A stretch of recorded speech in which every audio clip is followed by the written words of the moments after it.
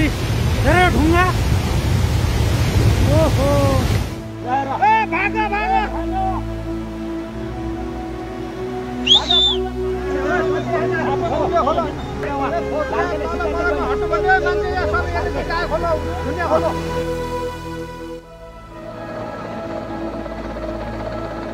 समुद्र परेका मान्छेलाई नेपाली सेनाको हेलिकप्टरले उद्धार गर्दैछ। खसेको व्यक्तिहरूले चाहिँ उद्धार गर्दैछ।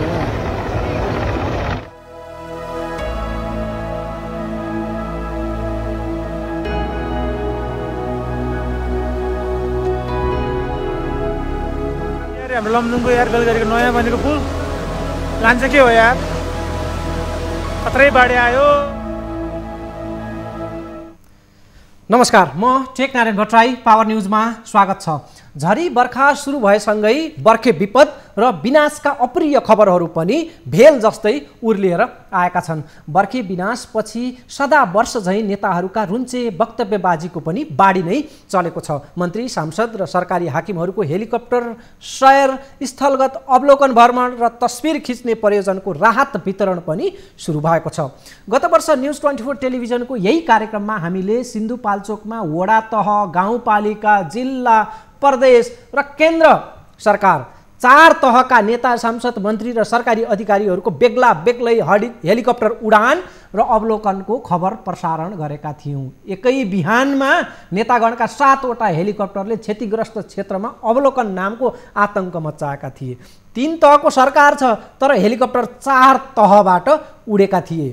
त्यो क्रम यो वर्ष पनि सुरु भएको छ। अर्थात् ठुला बडाले अवलोकन भ्रमणको नाममा सरकारी बजेट स्वाहा पार्ने याम सुरु भएको छ, अर्थात् वर्षायाम सुरु भएको छ। बाढी, पहिरो र डुबानबाट पीडित आदरणीय जनसमुदाय एवं समस्त दर्शकगण, यहाँहरूलाई जानकारी होस् कि सरकार र विपक्षी दुवै मोर्चा यति बेला निकै मर्माहत बनेको छ। जनधनको क्षतिले नेताहरूलाई स्तब्ध बनाएको छ। काठमाडौँबाट हेलिकप्टरका ताती प्रभावित बस्ती हेर्ने भन्दै उडिसकेका छन्। आशा छ त्यता पक्कै पनि हेलिकप्टरको आवाज सुनिएकै होला। बाढीले छुन नसकेका मैदानमाथि टाकुरीतिर कतै बचेकुचेका ससाना झुपडी पनि अब त नेता सवार हेलिकप्टरको हावाले चपेटमा लिइसक्यो होला। बचेकुचेको खेतीबाली मन्त्री, सांसद, नेता, कार्यकर्ता र रमितेहरूको भिडले निमिट्यान्नै पारिसक्यो होला। हेलिकप्टर बसेको मैदान नजिकैको सुगम ढिकमा उभिएर भाषणबाजी पनि चल्यो होला र भाषणका बीचमा एकाध ताली पनि पक्कै बज्यो होला। भोग्ने भुक्तमान तपाईँ पीडितहरूका पीडाको आयतन हामी यता बसेर अन्दाज लगाउन पनि सक्दैनौँ, तर यता काठमाडौँमा गोहीको आँसुको बाढी नै चलेको छ। दल र नेताका विज्ञप्ति र सञ्जालमा स्टाटसको भल बगेको छ। ती तमाम पीडित बस्ती र झुपडीहरूमा आपतकालीन राहत नामको चिज कहिले पुग्छ पत्तो छैन, तर थाहा पाइराख्नुहोस्, यहाँका मिडियाहरूमा नेताहरूका विज्ञप्ति र प्रचारबाजी अविलम्ब पुगिसकेको छ। सर्वस्व गुमेका ती पीडित बस्तीहरूमा प्राण धान्ने गाँस पेट लाग्यो वा लागेन त्यो त थाहा छैन, तर यता नक्कली पीडा पोखिएका नेताहरूका वक्तव्यबाजी पत्रकारलाई हात लागेको छ। सरकार र नेताका राहत घोषणा एवं पोज मिलाएर खिचिएका तस्बिरहरूले यता मिडिया र सञ्जाल छाइसकेको छ। प्रधानमन्त्री केपी शर्मा ओली र राष्ट्रपति विद्यादेवी भण्डारीको विज्ञप्ति ड्राफ्ट हुँदैछ भन्ने सुनिएको छ। यो प्रसारण हुँदै गर्दा ती आवधिक वार्षिक मूल दस्तावेज पनि थपिएलान्, तर कुनै पनि ढिलाइ नगरी शेरबहादुर देउवादेखि प्रचण्डसम्मका दुःख मनाउवाला विज्ञप्ति र स्टाटसहरू आइसकेका छन्। पोहोर परार सालकै भाकामा मिति फेरेर साना ठुला सबै दल र नेताका विज्ञप्ति र स्टाटस जारी भइसकेका छन्। पीडित जनसमुदाय तपाईँ त्यताकै आफ्नो चिन्ता लिनुस्, यताको चिन्ता कति नलिनुस्, यताको काम फत्ते भइसकेको छ। नपत्याए पोहोरका आफू जस्तै पीडितलाई सोध्नुस्। यताबाट हुने र गर्ने त्यही एक थान विज्ञप्ति र नक्कली दुःख मनाउन हो। फेरि पनि म भन्छु, नपत्याए पोहोर परारका पीडितलाई सोध्नुस्, यताको काम फत्ते भइसकेको छ। तपाईँ त्यता आफ्नो चिन्ता लिनुहोस्, आफ्नो ज्यान बचाउनुहोस्। दर्शकवृन्द, मेलम्ची आयोजनाको क्याम्पमा कार्यरत नेपाली सहित चिनिया र भारतीय कामदार बेपत्ता भएका छन्। आयोजनामा कार्यरत एकजना अधिकारीसँग जो रातारात आवास क्षेत्र छाडेर सुरक्षित स्थानमा गएर ज्यान जोगाएका थिए, ती अधिकारीसँग हामीले त्यहाँको स्थलगत अवस्थाको बारेमा जानकारी लिनेछौँ, संवाद गर्नेछौँ। अघिकै प्रसङ्गको धागो बाँकी छ, पहिले त्यसलाई सकौँ। हो, वार्षिक क्यालेन्डर मुताबिक बर्खे विज्ञप्ति निकाल्ने कर्मकाण्ड दल र नेताहरूले पुरा गरेका छन्। उनका काम फत्ते भएको छ। विज्ञप्ति निकाल्नेका अनुहार यदि हेर्ने हो, त्यसलाई झाँक्ने हो भने अधिकांश यसअघि प्रधानमन्त्री भइसकेका अनुहारहरू छन्। उनीहरूको चरित्र केलाएर हेऱ्यो र दशक यताका उनीहरूका बर्खे विज्ञप्ति वा स्ट्याटस जम्मा पारेर जाँच परख गर्यो भने प्रवृत्ति एउटै देखिन्छ। सरकारमा हुँदा उनीहरू काइते कुरा गर्छन्, विपक्षीमा हुँदा भयङ्कर क्रान्तिकारी। सरकारवादी विज्ञप्तिको भाषा हुन्छ विपदमा परेका नागरिकको जीवन रक्षा र मृतक परिवारलाई राहत दिइनेछ। विपक्षीको भाषा हुन्छ सरकार के हेरेर बसेको छ, तत्काल राहत र उद्धार गरियोस्। आफू सरकारमा हुँदा सिन्को नमास्ने, सरकार बाहिर हुँदा अर्ती र फुर्ती छाँट्ने। दर्शकवृन्द, आज मैले मौसम विभागकी महानिर्देशक अर्चना श्रेष्ठलाई तपाईँहरूले समयमै पूर्वानुमान गरे र जोखिम बस्तीका ती नागरिकहरूलाई बेलैमा सूचना पुर्याइदिएको भए सायद नागरिकको ज्यान जोगिन्थ्यो कि भनेर प्रश्न गरेको छु। झरी बर्खा त अरू देशमा पनि हुन्छ, तर नेपालमा किन यति विघ्न क्षति हुन्छ? यस्तै प्रश्नको उत्तर मौसम विज्ञबाट हामीले लिनेछौँ। त्योभन्दा पहिले बाढीको वितण्डा बयान गर्ने यो रिपोर्ट हेरौँ।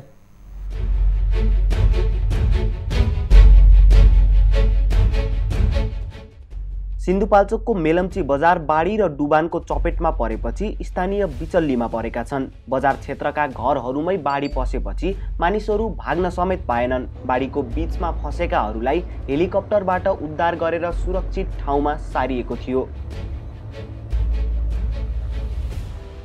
नेपाली सेनाको हेलिकप्टरबाट डोरी झारेर फँसेका मानिसहरूको उद्धार गरिएको हो। बुधबार दिनभर बिहानैदेखि सेनाको हेलिकप्टर उद्धारमा खटिएको थियो।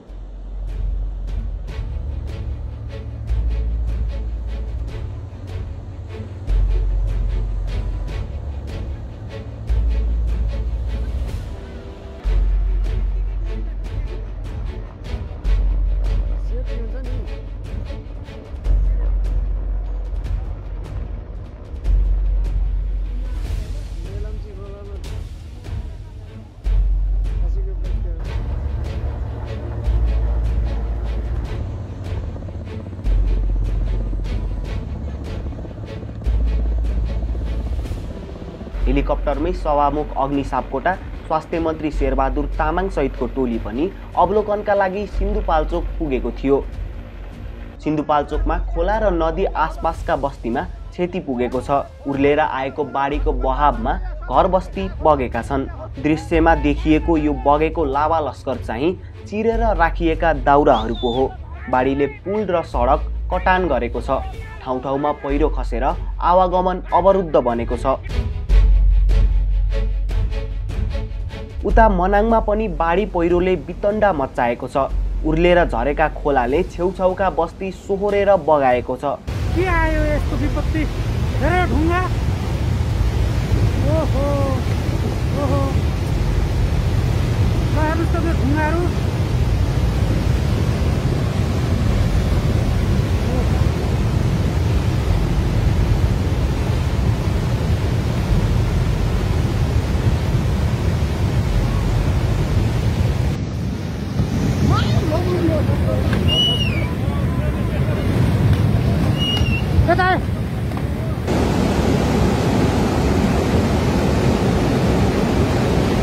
केही घरहरू बाढीमा मिसिएका छन् भने सडक, पुल लगायतका संरचना समेत बाढीले बगाएको छ।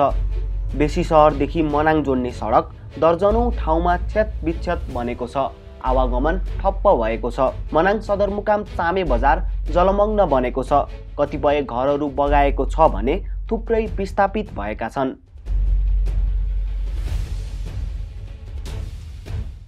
लमजुङमा पनि बाढीले उत्पात मच्चाएको छ। उर्लेको बाढीले बेलघारीको बेली ब्रिज पुलमा क्षति पुगेको छ। बाढी पुलको सतहभन्दा माथिसम्म आएको थियो। लमजुङको यार गलगरीको नयाँ बनेको पुल लान्छ के हो यार।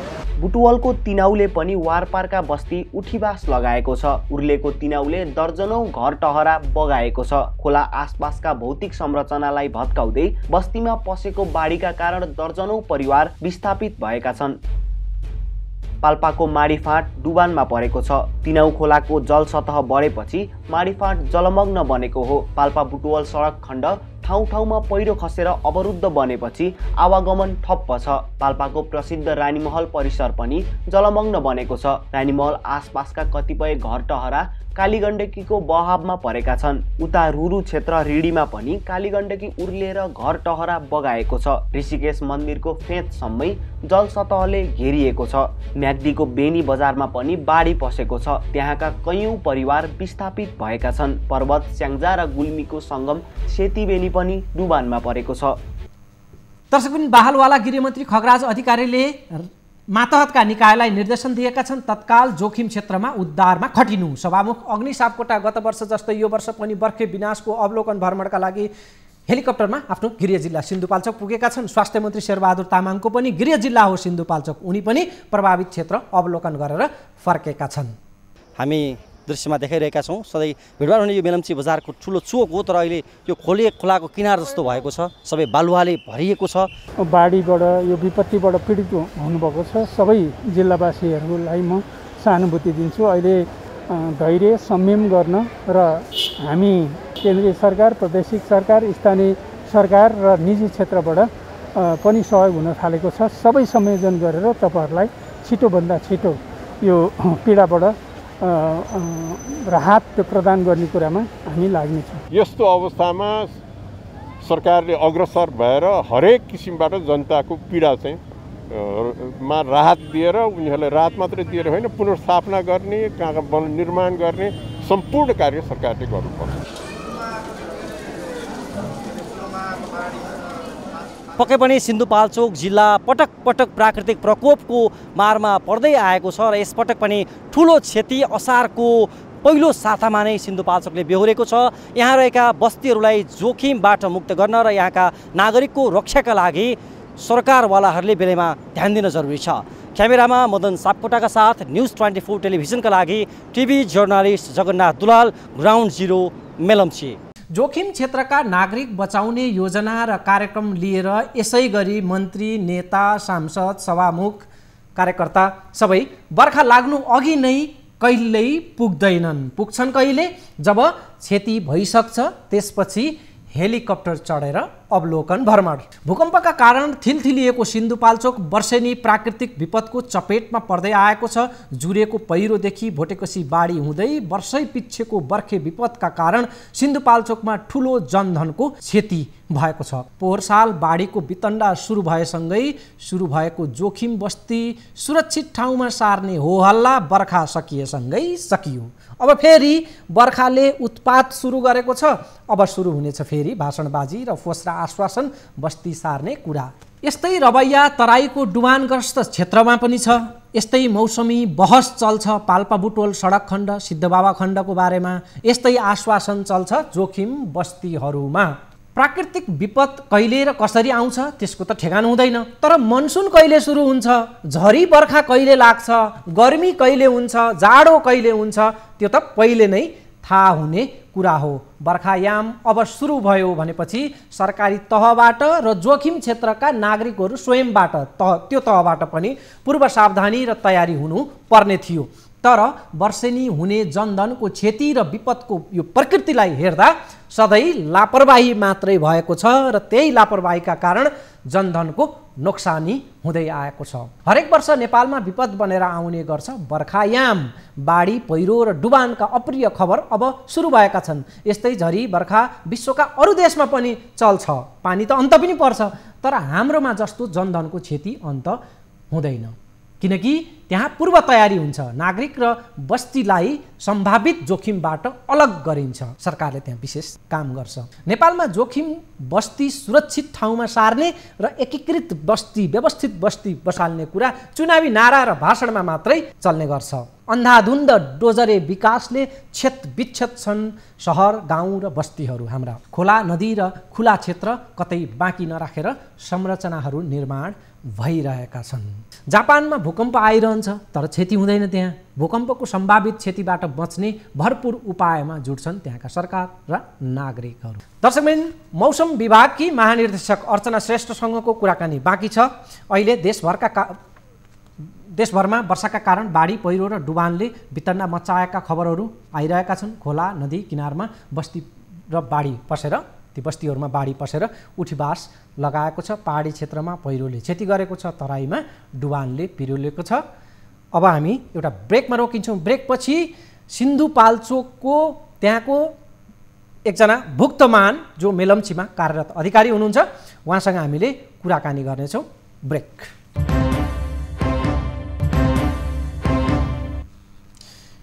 ब्रेकपछि स्वागत छ। दर्शकबिन, मेलम्ची खानेपानी आयोजना अन्तर्गतको दोस्रो चरण अर्थात् याङ्ग्री र लार्के आयोजना, जसलाई मेलम्ची 2 पनि भनिन्छ, त्यो आयोजनाका साइट म्यानेजर देवीराम अधिकारी अहिले हाम्रो प्रत्यक्ष सम्पर्कमा हुनुहुन्छ। म उहाँलाई स्वागत गर्छु। हजुर नमस्ते, म देवीराम अधिकारी। तपाईँ बताइदिनुहोस् कि त्यहाँ खास घटनाक्रम के भयो, कसरी त्यहाँ कार्यरत कामदारहरू चाहिँ केही कामदारहरू बाढीको चपेटमा परेर हराइरहेको भन्ने कुरा आएको छ, त्यहाँको समग्र अवस्था बताइदिनुहोस् न। हिजो असार 1 गते हामी मेलम्ची खानेपानी विकास समितिको क्याम्प पुल बजारमा थियौँ। झन्डै 7:25मा 81 मेलम्ची नदीमा पानीको बहाव बढेर आयो र हामी क्याम्पबाट आवास एरियाबाट हेर्दा हेर्दै पानीको बहाव बसेर हाम्रो क्याम्पमा पनि पस्न सक्ने खतरा देखियो र हाम्रो मुहान क्षेत्रमा अम्बाथान क्षेत्रमा काम गर्ने विदेशी कामदार चाइनिज साथीहरू, नेपाली साथीहरू र विदेशी इन्डियन साथीहरू पनि काम गर्नुहुन्थ्यो।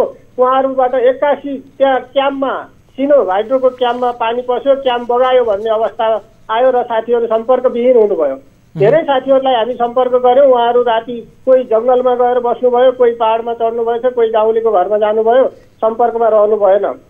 त्यसै बिचले हामी जुन मेलम्ची पुल बजारको क्याम्प आवास एरियामा थियौँ त्यहाँ पनि पानीको बहाव बढ्दै गयो, भित्र पस्यो। हामीहरू पनि हाम्रो वासस्थानमा कोठामा बस्न नसकेर सुरक्षित ठाउँमा क्याम्पको माथि गएर बस्यौँ र रातिभरि हामीले त्यहाँको प्रशासन, जिल्लाको चिडियो कार्यालय त्यहाँको समन्वयमा बसेर सम्पर्कविहीन हुनुभएका कामदारहरू, विदेशी चाइनिज 4 जना चाइनिज साथीहरू, इन्डियन साथीहरू र नेपाली साथीहरूको सम्पर्कमा रह्यौँ र 9 जना साथीहरू सम्पर्कविहीन हुनुभयो। बिहानसम्म पनि सम्पर्कमा आउन सक्नु भएन र बिहान 5:15 हाम्रो आवास एरिया क्याम्पमा मेलम्चीको पानी पस्यो र सम्पूर्ण हाम्रा भवनहरू क्षतविक्षत भयो। अनि हामीहरू त्यहाँबाट एकदम हताश रूपमा क्याम्प छोडेर बाहिर निस्क्यौँ, बाहिर आएर बस्यौँ र माथि जुन मुहानमा काम गर्ने साथीहरू पनि जुन हराइरहनु भएको थियो उहाँहरू पनि अहिलेसम्म सम्पर्कमा आउन सक्नु भएको छैन र जति पनि सम्पर्कमा आउनुभएको झन्डै 80 जना साथीहरूलाई हामीले हेलिकप्टर मार्फत काठमाडौँमा उद्धार गऱ्यौँ भने हामीहरू जति मेलम्ची पुल बजारमा थियौँ झन्डै 21 जना साथीहरू हामीहरू त्यहाँबाट गाडीको बाटोबाट काठमाडौँसम्म आउन सफल भएका छौँ। अहिले मेलम्ची खानेपानी विकास समितिको आवास एरिया सम्पूर्ण रूपमा पानी, मेलम्चीको पानी पसेर तहस नहस भएको अवस्था छ।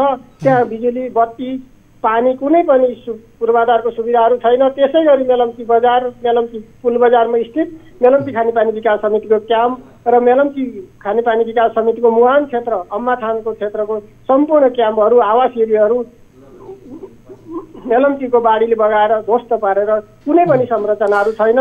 इभन यद्यपि त्यहाँ हाम्रो मुहानको जुन संरचनाहरू चाहिँ अहिलेसम्म त्यति ठुलो क्षति भएको छैन भन्ने सुन्नमा आएको छ, तर हामीबाट त्यो निरीक्षण हुन सकेको अवस्था छैन। हजुर, अनि अधिकारी सर, कतिजना अहिलेसम्ममा त्यहाँ कार्यरत कर्मचारीहरू हराएको के आँकडा छ अथवा सब भेटिएको के छ स्ट्याटस चाहिँ मिसिङ भएकाहरूको अवस्था चाहिँ?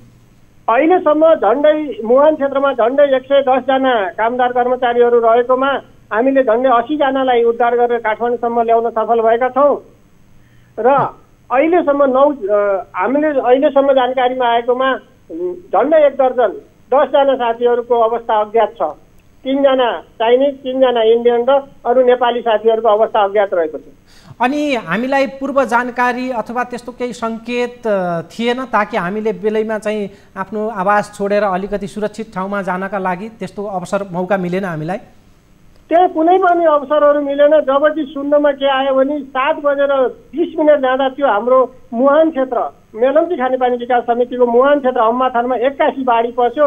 जब कि त्यहाँ कार्यरत हाम्रो स्वदेशी विदेशी साथीहरू 2 मिनटमा जसले त्यो क्याम्प छोडेर पहाड चढ्न सक्नुभयो उहाँहरू सम्पर्कमा आउन सक्नु भएको छ। जसले सक्नु भएन उहाँहरू सायद अहिलेसम्म सम्पर्कमा आउन सक्नु भएको छैन। अब त्यहाँ चाहिँ थप भनौँ न जोखिमको अवस्था त्यहाँको आवास क्षेत्रमा भनौँ अहिले पनि त्यहाँ त अब केही कर्मचारी त त्यहाँ रहेर हेर्नु पनि पर्ने होला। त्यहाँ अहिले कसरी व्यवस्थापन भइरहेको छ थप क्षति नहोस् भन्नका लागि र सुरक्षा सावधानी के प्रकारले अहिले अप्नाइएको छ, के छ स्थिति? अहिले तत्कालको लागि हामीले मेलम्ची पुलबजारको आवास क्याम्पमा नेपाल सशस्त्र प्रहरीको लागि र हाम्रो सुरक्षा गार्डको लागि जिम्मा लगाएका छौँ भने मुहान क्षेत्रमा पनि हामीले नेपाल आर्मी सेनालाई सशस्त्र प्रहरीको लागि जिम्मा लगाएका छौँ। किनभने हामीले तत्काल कुनै पनि साथीहरू त्यहाँ बसेर कुनै काम गर्न सक्ने अवस्था मानसिकता नभएको हुनाले केही दिनको लागि हामीले सुरक्षा निकायलाई जिम्मा लगाएका छौँ र केही दिनपछि यो बाढी कम भइसकेपछि हामी पुनः फेरि सञ्चालनको लागि पर्छौँ। हस् अधिकारी सर, यहाँलाई धेरै धेरै धन्यवाद यो जानकारीको लागि, यो समयको लागि। हस्, धन्यवाद समय दिनुभएको। हस् दर्शकबिन, अब हामी यो मौसम विभागको महानिर्देशक अर्चना श्रेष्ठसँग आज मैले कुराकानी गरेको छु। उहाँ मौसमविद पनि हुनुहुन्छ। नेपालमा यो वर्ष कति वर्षा हुन्छ, अघि पछिको वर्षहरूमा भन्दा यो वर्ष चाहिँ वर्षा हुने कति सम्भावना छ र कति जोखिम छ, कुन कुन क्षेत्रमा वर्षा हुने सम्भावना छ, त्यसको पनि हामीले उहाँबाट जानकारी लिनेछौँ। मौसम विभागकी महानिर्देशक अर्चना श्रेष्ठसँगको यो कुराकानी सुनौँ। जहाँ चाहिँ खरे खोलाहरू हुन्छ होइन, एकदम हाम्रो पहाडमा कि जहाँ चाहिँ अब 1 घन्टाको पनि माथि पानी परेर 1 घन्टाभित्रै आउनेमा चाहिँ अलिकति कमी हुन्छ यो ज्यान जोगाउनमा। हामी त्यति किन भन्दा त्यो ट्राभल थाहा पाएर हामीले वार्निङ गरिसकेपछि थाहा पाउँदा पनि कहाँ जाने भन्ने चाहिँ त्यो प्रब्लम हुनसक्छ होइन। पहाडी एरियामा चाहिँ अलिकति प्रब्लम चाहिँ छ। त्यो मैले स्पेसिफिक सिन्धुपाल्चोककै सुनकोशी किनारको भोटेकोशी किनारकै कुरा गरौँ, किनभने वर्षेनी त्यो क्षेत्रमा चाहिँ मानिसहरूको ज्यान गइरहेको छ। हामीले मौसम पूर्वानुमान महाशाखाले अलिकति सक्रियता बढाएको भए सायद यो क्षति हुन्थेन कि भन्ने हाम्रो आशा नि। त्यहाँ चाहिँ अलिकति बाढी आउने प्रक्रिया चाहिँ अलिकति कम्प्लेक्स छ त्यहाँ होइन। त्यो ठाउँमा चाहिँ जस्तै अब त्यो ट्राभल टाइम थोरै हुने भएको भएर पानी परेपछि त्यो खरे खोलाहरू बढेर एकैचोटि आउने त्यो मान्छेहरूले हामीले अलर्टै दिए पनि कहाँ जाने भन्ने कुराको चाहिँ त्यो गर्न गाह्रो हुने भएको भएर चाहिँ त्यो ठाउँमा हामीले 1 दिन अगाडि नै अथवा 2 दिन अगाडि नै अथवा 3 दिन अगाडि नै हामीले चाहिँ भन्न पायो भने चाहिँ त्यसमा बेटर हुन्छ। तर त्यो अघि मैले भने जस्तै त्यो बाढीको पूर्वानुमान गर्ने त्यो चाहिँ मौसम पूर्वानुमानको आउटपुट कस्तो हुन्छ भन्ने कुरामा पनि डिपेन्डेन्ट हुन्छ कि। हामीले फोरकास्ट चाहिँ त्यो बेलामा त्यहाँको चाहिँ रेनफल चाहिँ हेभी हुन्छ भन्ने भएको भए त्यो बेलामा होइन एकदम एक्युरेटली हामीले गर्न सक्यौँ भने चाहिँ त्यहाँको फोरकास्टमा चाहिँ इम्प्रुभ हुन्छ। त्यो तर त्यहाँ पानी कति पर्छ भनिसकेपछि फेरि त्यो जलाधारको डाइनामिक्स हेर्नुपर्ने हुन्छ। त्यसलाई चाहिँ अर्कै मोडल चाहिन्छ, फ्ल्यास फ्लड फोरकास्ट मोडल भन्छ। त्यसलाई अझ पनि हामीले विभागले चाहिँ त्यसलाई सुधार गर्न खोजिरहेको छ होइन। त्यसलाई गर्यो अझ त्यसलाई त्यसमा अरू पाटोहरू जस्तै ल्यान्ड युज प्याटर्नहरू त्यहाँ कस्तो छ होइन, त्यहाँ पहिरो गइरहेको छ कि छैन, पहिरोले ब्लक गरेर पनि आउन सक्छ होइन। यो पानी मात्र पर्ने होइन कि पहिरोले ब्लक गरिदियो, त्यो पहिरो फुटेपछि आउने त्यो फेरि अर्को पाटो छ कि। त्यो अलिकति डाइनामिक्स त्यहाँ अलिकति डिफ्रेन्ट भयो। त्यो एस्पेक्ट सबैलाई राखेर विभागले चाहिँ यसलाई ट्राई गरिरहेछ। तर हामीले स्पेसिफिकली सिन्धुपाल्चोकै तपाईँ कुरा गर्नुभएको भएर चाहिँ हामी के भन्न चाहन्छौँ भने 3टा कुराले गर्दा हामीले सिन्धुपाल्चोकलाई चाहिँ फोकस चाहिँ गरिरहेको हो। एउटा चाहिँ अलिकति यो यहाँ ल्यान्डस्लाइड यो डेब्रिज फ्लोहरू हुने होइन, ल्यान्डस्लाइड भल्नरेबल ठाउँ पनि भएको होइन। पहिला पनि भोटेकोसीमा बारम्बार चाहिँ यो फ्लडहरू आउने होइन, यो ठुल्ठुलो बोल्डर्सहरू बगाउने होइन, ढुङ्गाहरू बगाएर ल्याउने त्यो ठाउँ हो त्यो। अनि अर्को चाहिँ भुइँचालोपछि होइन, भुइँचालोपछि चाहिँ यहाँको ल्यान्डस्लाइड एकदम फ्रजाइल भएको छ होइन, विक भएको छ। त्यसकारण चाहिँ त्यो पनि त्यो किसिमले पनि हो। र अर्को कुरा चाहिँ लास्ट इयर पोहोर साल पनि धेरै ल्यान्डस्लाइड्सहरू गएको ठाउँ हो त्यो होइन के गर्ने जस्तो म्याम मैले यहाँहरूको मौसम विभागको ट्विटर ह्यान्डलमा यहाँहरूले प्रेषित गर्नुभएको सूचनाहरू हेरेको छु, वेबसाइटमा हेरेको छु। पछिल्लो 3-4 दिनको मैले ट्र्याकिङ गर्दाखेरि चाहिँ स्पेसिफिक सिन्धुपाल्चोकका लागि सम्भाव्य यो जोखिम छ भनेर तपाईँहरूले फोरकास्ट गरेको चाहिँ त्यहाँ मैले देखिनँ होइन। यदि 2-3 दिन अगाडि नै हामीले नेपाली सेनाको माध्यमबाट हुनसक्थ्यो, स्थानीय प्रशासनको माध्यमबाट हुनसक्थ्यो, स्थानीय निकायको माध्यमबाट हुन्थ्यो, सञ्चार माध्यमबाट हुनसक्थ्यो, मौसम विभागले ल है अलिकति त्यो पहिलेको पनि यस्तो नराम्रो रेकर्ड भएको अलिकति जोखिम क्षेत्र हो, अब फेरि पानी बढ्दैछ, जोखिम त्यहाँ आउँदैछ भनेर त्यो किनाराका मान्छेहरूलाई हामीले बेलैमा अलर्ट गराउन सकेको भए सायद यो अहिले बितेका मान्छेहरू हामीले जोगाउन सक्थ्यौँ कि? तपाईँलाई त्यस्तो कतै लाग्दैन? त्यो एकदमै लाग्छ त्यो होइन। तर यसमा चाहिँ कस्तो भने त अघि मैले भने जस्तै हामीले चाहिँ यो प्रदेशको पहाडी जिल्ला भने सिन्धुपाल्चोक पनि त्यो पर्छ त्यसमा होइन। सिन्धुपाल्चोक अझ हामीले त्यहाँ के भन्छ त्यहाँको चाहिँ सिडिओ अथवा त्यो विपद हेर्ने होइन, इभन एनडिआरएमईहरूलाई पनि यो त एउटा मेन ठाउँ नै हो कि हामीले यो भल्नरेबल हुनेहरूलाई मनसुन सुरु भइसकेपछि यो ठाउँमा हुन्छ भनेर चाहिँ हामीले भनिरहेको हो होइन। तर अब मैले अघि भने नि यसमा चाहिँ बाढी आउनुमा वर्षाले मात्रै पनि होइन, त्यहाँ ल्यान्डस्लाइड भएको हुनसक्छ, ल्यान्डस्लाइड भएर त्यो रोकेर चाहिँ त्यो के भन्छ अकस्मात फ्लड आएको पनि हुनसक्छ। त्यो त्यस्तो किसिमको फ्लड आउँदाखेरि चाहिँ कस्तो भन्दा त्यो ज्यान जोगाउनलाई त्यो रेस्पोन्ड गर्ने ऊहरू चाहिँ के भन्छ त्यो के गर्ने त त्यस्तो बेलामा त्यो कुरा मैले बुझेँ। जस्तो म्याम पछिल्लो एक हप्तामा सिन्धुपाल्चोकसँग मौसम विभागले कुन प्रकारको कम्युनिकेसन गरेको छ त्यसको केही तपाईँ भन्न सक्नुहुन्छ त्यहाँको सिडिओसँग अथवा जनसमुदायसँग? गर्दैनौँ हामी डाइरेक्टली चाहिँ त्यसरी चाहिँ गर्दैनौँ, तर हामी जहिले पनि एनडिआरएमएको थ्रुबाट जान्छौँ कि यो प्राधिकरणको थ्रुबाट। त्यही त ल त्यसकै थ्रुबाट पनि पछिल्लो एक हप्तामा चाहिँ हामीले त्यहाँ के चाहिँ फोरकास्ट गर्दै थियौँ, के चाहिँ मेसेज दिइरहेको थियौँ त पछिल्लो एक हप्तालाई मात्रै हामीले? अब एउटा उदाहरण दिनु पर्दाखेरि चाहिँ हामीले चाहिँ के भनेका थियौँ भने जस्तै यो 1 महिना अगाडि हाम्रो अन्तर्क्रिया पनि भएको थियो त्यहाँको म्युनिसिपालिटी जुन चाहिँ भल्नरेबल छ है यो जिल्लाहरू भनेर 3-4वटा नगरपालिकाहरू जुन एनडिआरएमएकै थ्रुबाट आएको थियो। त्यो ठाउँमा चाहिँ हामीले यो वर्ष चाहिँ यसरी वर्षा चाहिँ बढी हुन्छ त्यसकारण यो जोखिम छ, तपाईँहरू चाहिँ पुरै प्रिपेयर हुनुपर्छ है, यो हाम्रो जोखिम छ भनेर भन्न साथै भनेर चाहिँ हामीले त्यो कम्युनिकेसन चाहिँ गरिरहेको थियौँ होइन। यही ठाउँमा स्पेसिफिक भनेर दिन चाहिँ हामीले चाहिँ त्यो एउटा जनशक्तिको यो मोडलको त्यो भेरिफिकेसनको होइन। र मलाई जहाँसम्म लाग्छ ल्यान्डस्लाइड यो अहिले सिन्धुपाल्चोकमा भएको चाहिँ आइदर जहाँ चाहिँ यो वर्षा भयो त्यो ठाउँमा चाहिँ हाम्रो केन्द्रको अभाव छ, त्यहाँ केन्द्र राख्नुपर्ने जरुरी छ, अथवा चाहिँ हाम्रो अहिले जुन वर्षा देखाइरहेको छ त्यसले चाहिँ कहीँ चाहिँ खोला थुन्यो, त्यो खोला थुनेर चाहिँ खुल्दाखेरि चाहिँ यो धेरै नोक्सान गरेको हुनुपर्छ होइन। जुन चाहिँ अब हामीले पनि अब यति मात्र पानी पर्छ भनेर सोचिरहेछौँ भने त्यसले नोक्सान गर्छ भनेर चाहिँ अझै पनि गरे आउँदैन, त्यहीँको मान्छेहरूले पनि गरे आउँदैन। तर त्यो खोला थुन्यो भने चाहिँ त्यसले चाहिँ त्यो बढी नोक्सान चाहिँ गर्ने हुन्छ, अथवा चाहिँ त्यहाँ माथि केही भएको छ कि अरू पनि होइन, त्यो चाहिँ अलिकति स्टडी गर्नुपर्ने चाहिँ जरुरी छ। यो बेलामा तपाईँहरूलाई कतै महसुस हुन्छ कि जनशक्तिको अभाव भएका कारणले हामीले प्रपरली कम्युनिकेसनहरू गर्न सकिरहेका छैनौँ? एकदमै हुन्छ, यो त एकदमै हुन्छ, एकदमै यो त म त एकदम कस्तो हात बाँधिरा जस्तो फिल हुन्छ। अनि तपाईँहरू यो त जनताको जीवनसँग जोडिएको यस्तो मामलामा तपाईँहरूले बेलैमा सरकारलाई सम्बन्धित लाइन एजेन्सीहरूलाई चाहिँ भनेर त्यो खालको तयारी जनशक्तिको समेत हामीसँग अभाव छ भन्ने कुरा त आज क्षति भइसकेपछि यो समीक्षामा होइन होला नि, अलिकति वैशाख जेठतिरै भनौँ न तपाईँहरूले चाहिँ चैततिरै गर्न सक्नुहुन्थ्यो होला नि त्यो त? यस्तो छ अब यसमा हामीले भनेको हो 2 वर्ष अगाडि हाम्रो अर्गनाइजेसन स्ट्रक्चर पनि बनाएको थियो होइन, त्यो बेलामा पनि भनेको हो अलिकति हामी चाहिँ एज अ ह्युमन बिङ पनि त्यो नभएसम्म चाहिँ त्यो फिल नहुने कि आवश्यकता त्यस्तो पनि हुनसक्छ होइन। इक्विपमेन्ट्सहरू हामीसँग त्यो प्रकारको जनशक्ति छ कि छैन? हामीले चाहिँ पहिले नै मौसम पूर्वानुमान गर्नका लागि हामी कति योग्य छौँ? संसारकै सबभन्दा ठुलो माउन्टेन र प्लाट्यु छ हामीसँग, टिबेटन प्लाट्यु होइन।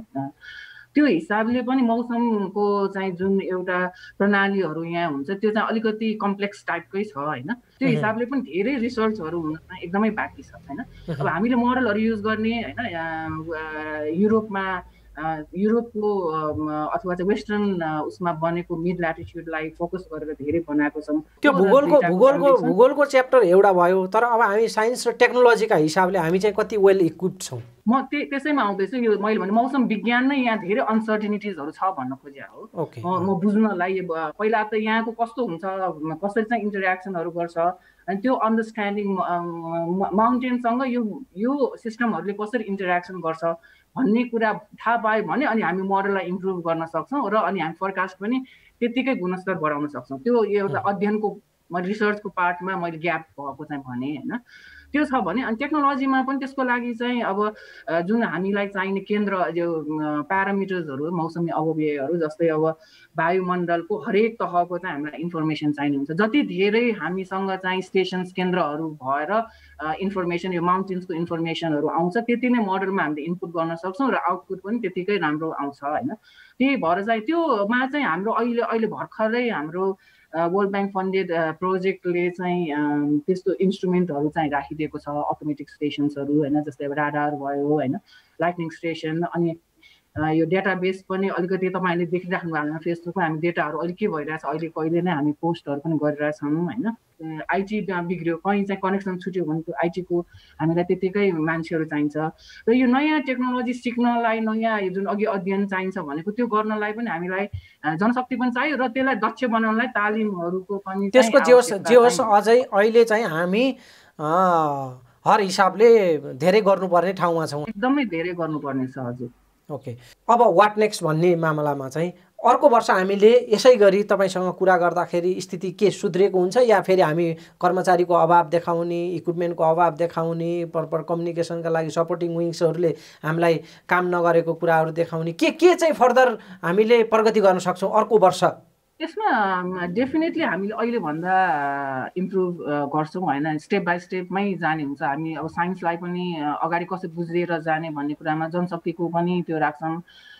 तर यो के भन्छ, यो जुन नेचुरल डिजास्टर्सहरू हुन्छ होइन, मौसमजन्य डिजास्टर्सहरू हुन्छ, अब त्यसमा चाहिँ कति कुराहरू हामी सबै अहिले पर्फेक्ट छ भनेर त्यो गरिराख्दाखेरि पनि कहिलेकाहीँ चाहिँ त्यस्तो हामीले ओभरसी गर्न नसकेको कुराहरूले गर्दाखेरि चाहिँ त्यो भइरहेको हुन्छ होइन, त्यो ड्यामेज। तर डेफिनेटली हाम्रो चाहिँ मुख्य लक्ष्य भनेकै त्यो त्यसलाई चाहिँ घटाउँदै लग्ने नै हो होइन। हामीले अब तराईको जहाँ हामीले सक्नेछौँ अहिलेको जनशक्तिको आधारमा, अहिलेको टेक्नोलोजीको आधारमा हामीले जहाँ सक्छौँ त्यो न्यून गर्दै लग्यो। अब तपाईँले एउटा इक्जाम्पल लिन सक्नुहुन्छ होइन, हामीले जुन बाढीको चाहिँ यो तराई भेगमा चाहिँ पहिला जतिको हुन्थ्यो अहिले त्योभन्दा धेरै न्यून भइसकेको छ। तर हामी पहाडमा चाहिँ हामी धेरै काम गर्न बाँकी छ होइन। अब योभन्दा इम्प्रुभ नेक्स्ट इयर डेफिनेटली हुन्छ होइन हाम्रो सर्भिसेसहरूमा पनि होइन। र तपाईँले मिडियामा हाम्रो कुरा राखिदिनु भएको छ त्यसले पनि हामीलाई चाहिँ एउटा रिस्पोन्सिबल बनाउँछ जस्तो लाग्छ इभन जनतालाई पनि। अब म्याम एउटा कुरा बताइदिनुहोस् कि यो वर्ष नेपालमा वर्षा हुने चाहिँ तुलनात्मक रूपमा कस्तो छ, रेसियो आकलन के छ? यो म्याप चाहिँ के हो भने यसले चाहिँ हाम्रो यो मनसुन 4 महिना होइन अनसेट भइसकेपछि 4 महिना चाहिँ हाम्रो सरदर यो वर्षा, यो वर्षको वर्षा चाहिँ सरदर भन्दा कस्तो हुन्छ भनेर चाहिँ देखाएको छ होइन। यसमा यो निलो भनेको चाहिँ सरदर भन्दा बढी हुने वर्षा चाहिँ धेरै छ, चान्स सम्भावना एकदम धेरै छ। जति धेरै निलो भयो त्यो भनेको सम्भावना अझ लाइक्लीहुड बढी भएको कि चान्स बढी छ। जस्तै अब यो मनाङ मुस्ताङ होइन यिनीहरूमा यो रिजनमा चाहिँ अलमोस्ट 65 देखि 75% चान्स छ कि रेनफल नर्मल भन्दा औसत भन्दा बढी हुने होइन। यो हरियो भनेको चाहिँ औसत हुने वर्षा होइन, वर्षा औसत हुने चान्स चाहिँ यो अराउन्ड यो 45 देखि 55% चाहिँ चान्स छ यो सरदर हुने है। अनि यो भनेको चाहिँ पहेँलो भनेको चाहिँ सरदर भन्दा कम हुने वर्षा प्रतिशत चाहिँ 35 देखि 55% छ भनेपछि हामी एकदम काइन्ड अफ के भन्छ कन्फिडेन्स लाइकली के भन्छ हामी अलिकति लाइकलीहुड चाहिँ अलिकति बढी छ कि यो प्रदेशको यो जिल्लाहरूमा चाहिँ चान्स। अनि हामी के देखाएको छ त्यही भएर चाहिँ जुन निकायहरू विपदसँग चाहिँ आबद्ध हुनुहुन्छ होइन र यो वर्षा भइसकेपछि वर्षाले गर्ने चाहिँ जस्तै पर्वतमा अब के भन्छ हिमालयमा होइन, यसमा हुने कृषिमा होइन, ट्रान्सपोर्टेसनमा होइन, यो हाइवेमा, कन्स्ट्रक्सनमा, पर्यटनमा सबैलाई चाहिँ यो रेनफलले र ल्यान्डस्लाइड र बाढीले जहाँ जहाँ चाहिँ प्रभाव पर्न सक्छ उहाँहरू चाहिँ अहिलेदेखि नै सजग हुनुपर्छ। हाम्रो विकली फोरकास्ट होइन, हाम्रो डेली फोरकास्टहरू चाहिँ हेरिराख्नुपर्छ। हामीले स्पेसल वेदर बुलेटिनहरू दिँदाखेरि त्यसलाई ध्यान दिएर हेर्नुपर्छ र आफ्नो ठाउँको चाहिँ यो ठाउँमा जोखिम छ भनेर हामीसँग चाहिँ सम्पर्क पनि राख्न सक्नुहुन्छ। हवस् त दर्शकबिन, यी सामग्रीसँगै आजको लागि पावर न्युजको निर्धारित समय सकिएको छ। अर्को अङ्कमा भेट्ने गरी बिदा चाहन्छु। नमस्कार।